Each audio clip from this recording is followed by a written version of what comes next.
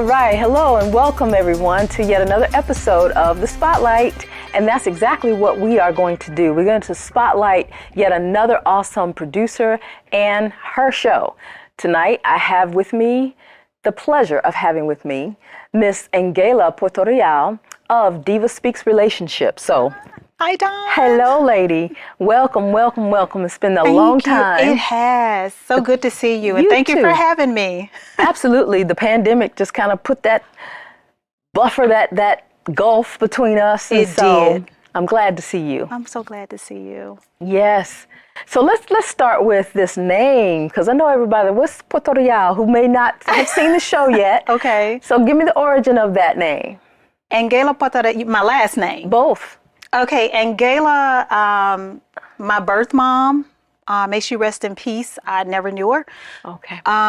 It is rumored that she is part Ethiopian. Okay. So that's where Angela comes from. Mm-hmm. Puerto Real is my husband's name. Mm-hmm. He's from the island, the Dominican Republic. Mm-hmm. So, you know, I have this arrogance about me now that I say our name better than he does. Oh, okay. All right. Well, there's a lot of history and a lot of culture in there, and I can see Ethiopia. I can see it. So that's beautiful. Thank you. Yeah. And if you will, let's give us a little bit of background about DivaSpeaks. Where does that come from? Okay. So I started, so it was back around I think it was like the year 2019. Mm-hmm. And I was on a road with my husband, and we would listen to various shows in the truck. And some of I don't want to call the name, but it's a nationally syndicated radio show. Okay. And they would dispense advice, and I would always have a different perspective, not necessarily having a rebuttal or finding their advice to be problematic. I just thought that there was more that could have been offered to the conversation than what was presented, especially to readers or followers or fans that took the time out of their day to write into the show in hopes that their letter would be heard and to get some feedback. Right. So that was number one. Number two, I just thought it continues to be disheartening to listen to some of the information that is being broadcasted, and then at the end of it to be, you know, the people, whoever is in the subject matter, you know, you're making fun of them. So I decided to, at that time, start a podcast. And I did. DivaSpeaks Relationship Podcast was formed. And the more I got into it, you know, people from, you know, where I graduated high school, they helped me to remember I've always been that girl. Wow. I don't know. I didn't make the connection. But I've always been the girl, the young woman that people always sought out for advice. I've always been the person, even in between marriage 1 and 2. Okay. You know, family members would come to me, come to my house, invite me over, bring their friends over, and I'm the person that people would want to sit down and talk to about what was going on. I've always had that gift. Okay. So I decided to do the podcast, and that's where it started. And from there, oh my God. God has been amazing. I share the same hosting site as Access 21, so I'm not really promoting anything. That's the analytics showed that there was a lot of interest in the things that I was saying. And my audience seemed to be abroad, mostly overseas. And if you know anything about how the relationship climate is now, people from overseas usually subscribe to traditional values. And so the things that I am saying and was saying at that time spoke to their core values. Okay. So I dipped off into ministry, DivaSpeaks Relationship Ministry, got myself on a few, 5 to be exact, ministry channels. Wonderful. And if you add that to the fact that Access 21 has a Roku channel. Right. So at one particular time last year, I was on 8 different Roku channels. Wow. And I was getting feedback from each of them. All of them were saying the same thing, that the numbers were great, this and that. And I decided at that time, I want to see if I can get my own Roku channel for my show, right? And build it slowly. I'm not in a rush to add a lot of content creators or whatever. I just strictly want to focus on nostalgia when times were good, when the environment was about family, was about love. Yeah. So with the channel, my Roku channel, I really focused on the talk show aspect. I do the ministry aspect on Sundays. And then in between that, I throw in a lot of good stuff that make people feel good. Well, that's good. And I know what I have seen.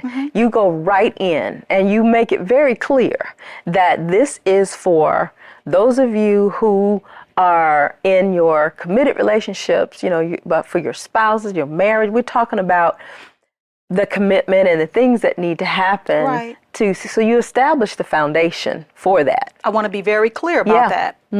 I do say I've recently started going live on one of the platforms that holds a lot of weight right now. Okay. And there is a tremendous hunger and thirst. You know your people when they come. Because if it's not for you, you'll keep scrolling. Right. Or I won't capture your attention. Right. But what I've seen now is the culture, the climate, the society that we live in subscribe to this almost, I just have to say, demonic, satanic way of thinking about relationships. Their approach is, I ain't got time for this. I know my worth. And the finger pointing, the adversarial approach, the chaos, no accountability.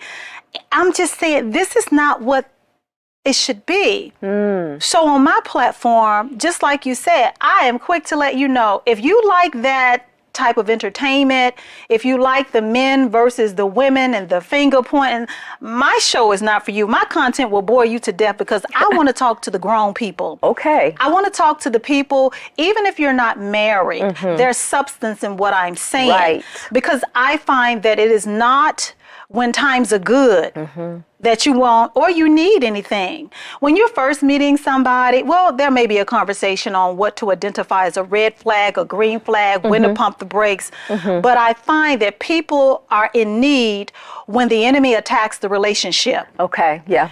You are in need when something unexpected happened. It doesn't always have to be something that your spouse or your significant other has done. But for example, the death of a parent could trigger something and throw the relationship off base. Okay. Bad association can infiltrate your relationship. Okay. I know that personally. Okay. I know that bad association spoils useful habits, and I've watched how the enemy came in like a flood and almost destroyed everything that God had blessed me with. Wow. So when I talk and I approach all relationships from a standpoint, we need to keep the family together. Okay. Don't subscribe to this cancel culture. If it's workable, let's work it out. Right, right. Well, I tell you, it's good that you're talking about, because I was going to ask a question about what you were witnessing out there in this community. You touched base on it. People who are pointing fingers and not wanting to be accountable for their own actions. And so obviously you've seen that and you continue to see it. Tell me about the positive feedback that you've received from your viewers and people who want to know more about what you do. I get a lot of comments and I get a lot of emails that thank me for being transparent, that thank me for addressing issues. And what I would like to say is that I've said a lot of times, my show is about the kind of conversations that you have with your girlfriend, your trusted girlfriend. When you really you don't want nobody to know what's going on, because I'm super anal about privacy. But my show is to make you feel as if you're having that one-on-one with your girlfriend about what you're going through with your man. And you know that once this is over, this is where the conversation stays. Okay, yeah. I have received feedback that is what's coming across to my listeners. Good. And they like that because, you know, I value privacy. And if you're tuning in and if you're a loyal supporter, you value privacy too. And that's the one thing I'm talking about, things that you don't want to talk about, private matters, things that may be going on in the home or your relationship or your marriage that I can't talk to my family, mama, pawpaw, grandmama and them, because if I tell them, they're going to give me their opinions, and based on how they're feeling that day, I may get something different versus what God may have in store for me or God's plan and will for my life. So I'm going to just tune in to somebody that's got some basic common sense, a moral compass, and a woman of a particular age, and I'll hear. And if something grabs me, then I can take that and apply that in my own relationship. Right. And also, too, you were saying if you tell mama or you tell some family members, they'll bring their generation or the way they responded to those things. And a lot of things have changed. A lot, I think women have more of a voice now than a lot of past and previous generations. True. And we always do want to make sure that things are balanced, you know, when you talk about male, female, or the spouses and your significant other's opinion, you want to make sure that there's that balance. Of course. So that's another reason I would think would be in order for you to just kind of talk to people directly, and they can tune in and they can hear an unbiased, fresh and relatable perspective.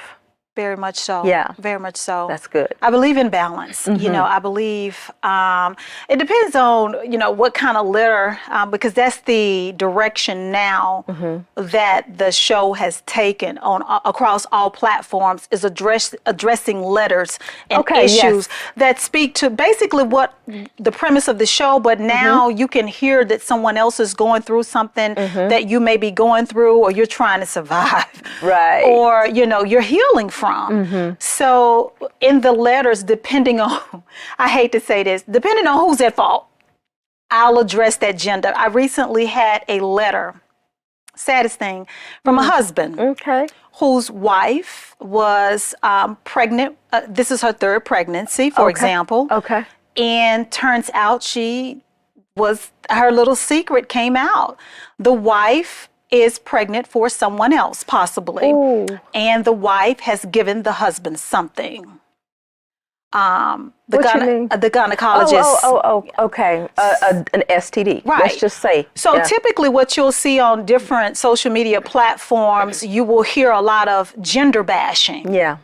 And because I am a certain gender, it would seem that I would point the finger at him, and not hold her accountable for what she's done. Right. But what I did in this particular instance was I did address, you know, the person that was wrong, but I also let the male know that, you know, I see some issues with you too. Okay. You know, having that balance.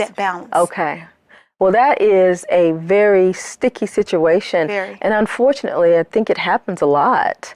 I think it happens a lot, and then you bring children into it. And so that's another whole dynamic, right? I would say that's the saddest thing, is when a relationship or a marriage begins to crumble. And you have children involved. Yeah. And the two of you are trying to figure it out.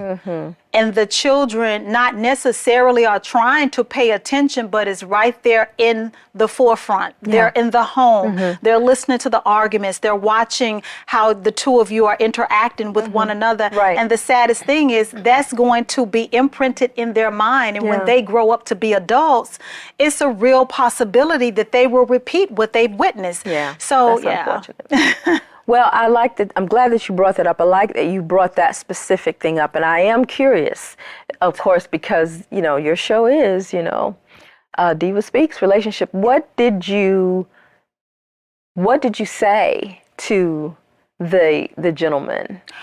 Oh, Dawn, you're trying to get me in trouble. Well, now, let me back up. It's everywhere now. That may not be what you shared on your show. It is. It is? Yeah, I shared it. Okay, well, I didn't see that episode. Okay, so let me back up a little bit. Okay.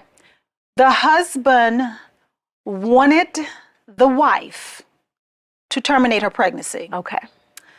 The husband advised me and the wife that if you want to stay in the marriage, you have to terminate this pregnancy if it is not my child. They had to be a couple of means because he's already paid a few grand to have the paternity test done in advance. He wrote me in the meantime looking for some feedback while waiting on the results. So her options were to terminate the pregnancy or keep the baby and leave with nothing. I found that to be extremely harsh. Yeah. I think the very thought of, I don't want to say the K word, unaliving or ending a pregnancy for the sake of saving a relationship or to be with a man, that blows my mind. And I did tell him, who's to say that after she does what you have requested, that you would still want to continue in the marriage with her? So she would have terminated her pregnancy for your benefit. In the end, you end up walking away. And why? I don't advise that. And I did say, I do see a lot of issues with you, because for you to go from one extreme, it was extreme harsh. There was no balance. There was no consideration that this is the mother of my other 2 children. There's no consideration for this is the life we built together. It's just, that. Well, as you can see, everyone, this is meaty conversation on this show and, of course, on your show. And speaking of the show itself, talk to us about how you even pull it together. Because, you know, when we met, of course, you were taking classes. And you were getting things going. And I want to know what your thought process was when it came to what you needed to do technically and practically to bring this to fruition.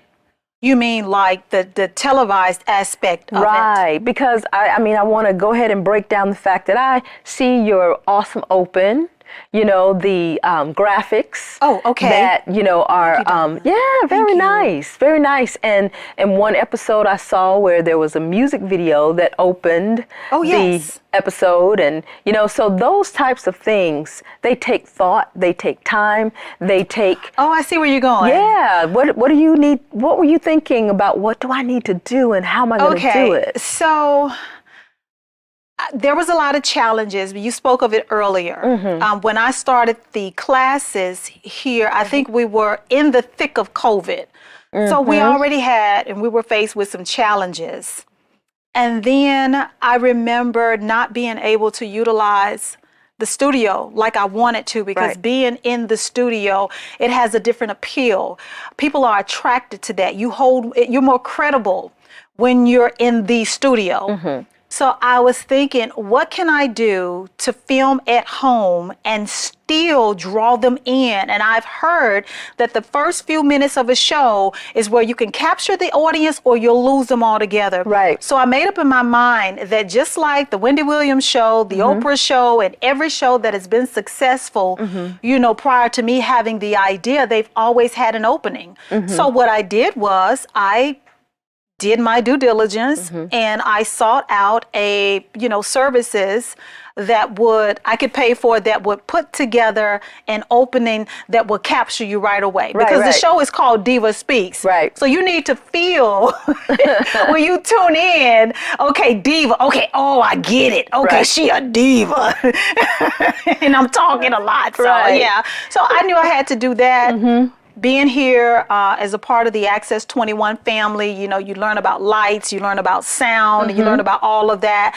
So I was equipped with the tools to build the show, but I needed to, in the idea, and I can talk obviously about relationships for days on end. You got your stuff. But, you know, I recall the station from time to time and ask different questions, you know, and I found out that I could pull information and different content from free websites and build a show versus just sitting here or sitting in the studio and talking. I need to give them a show.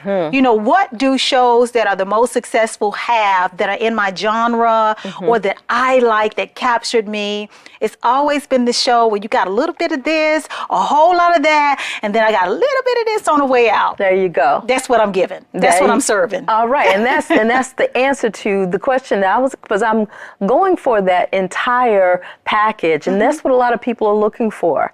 And in this day and age, a lot of times people are just blah, blah, blah, flashing, and they shouldn't do that. We don't want to encourage that, where you're just scrolling and looking at everything. And like you mentioned before, if people are of this mindset where they're pointing fingers or they get caught up in that, then you need to bring something different. And that's what you do.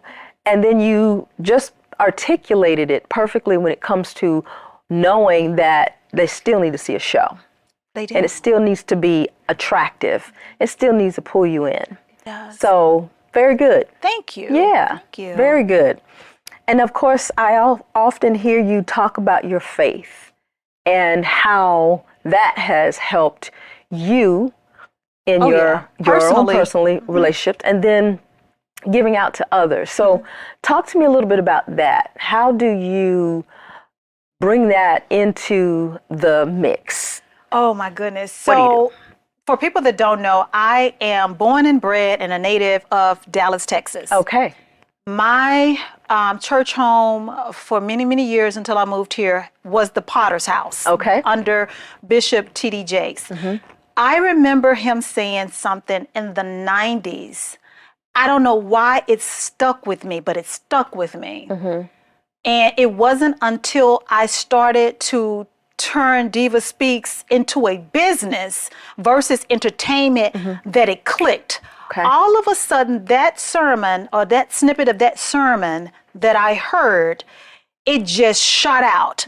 He said that when you are operating in your divine purpose, the enemy will fight you the hardest in the very thing that you were called to do.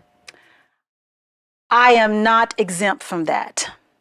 The moment that DivaSpeak took on a business, a brand, it became a brand, the very precise moment when I started DivaSpeaks Relationship Ministry, Satan went for my neck. I feel comfortable sharing that. And I remember what he said, and I'm like, okay, so I'm doing the right thing, Lord. I'm doing what I'm supposed to do.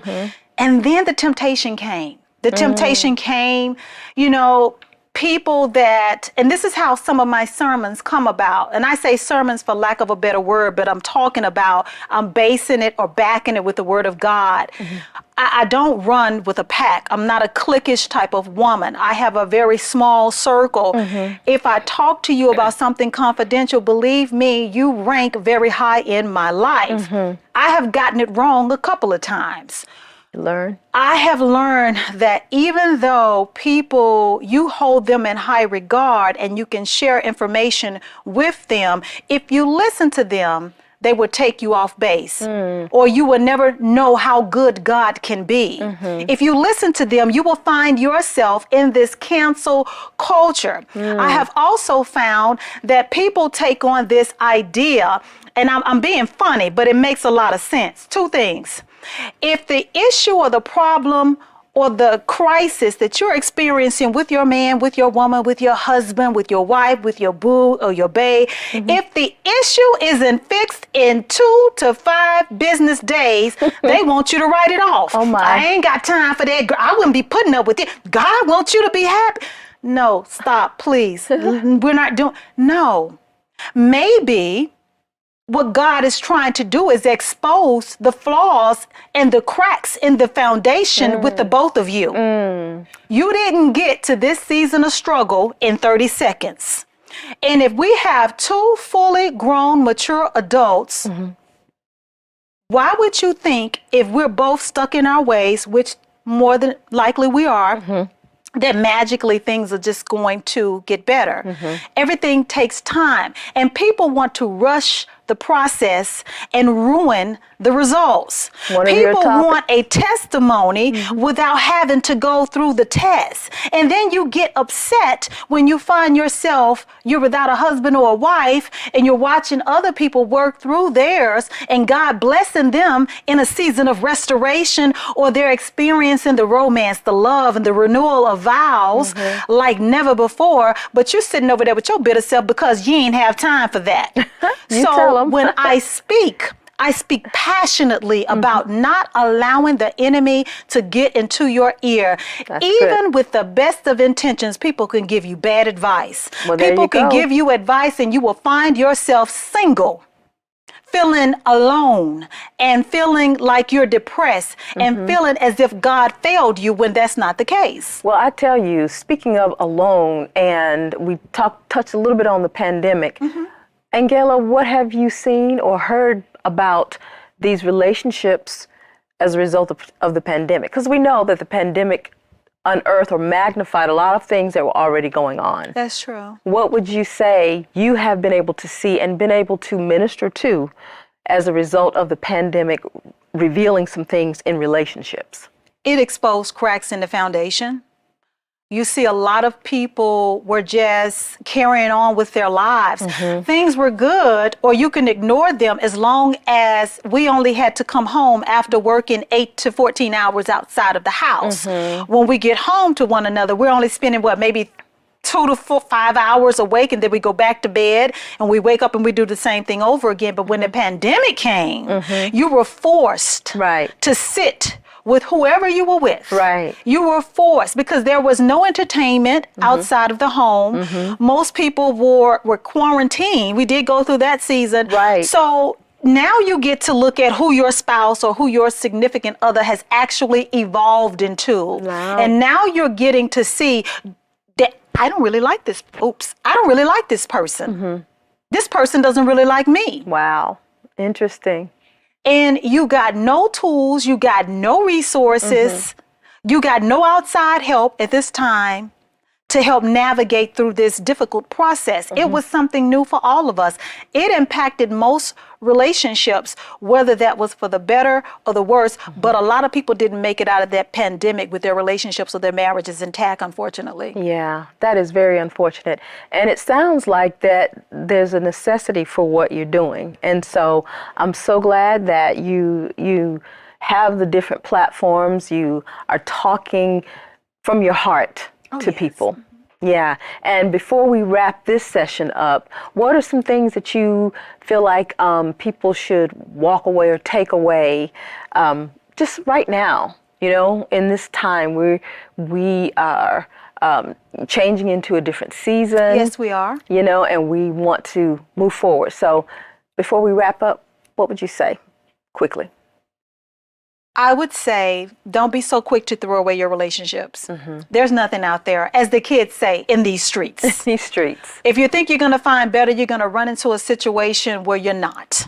And then you'll find yourself regretting your decision. Make every effort to accept your wrongs, what you brought to the table, and extend your partner grace. Absolutely. And you know, another thing we can do is encourage people to continue to listen to you. And I thank you for being here Thank you, tonight. Dawn. All You're right. welcome. Okay. And everyone, I want to thank you once again for joining us for Simpact Spotlight. And we hope that you will join us again and tune in to Angela Portorial with DivaSpeaks Relationships here on Access 21, and she'll let you know where else you can check her out. So we'll see you next time right here on the Spotlight. Have a good one.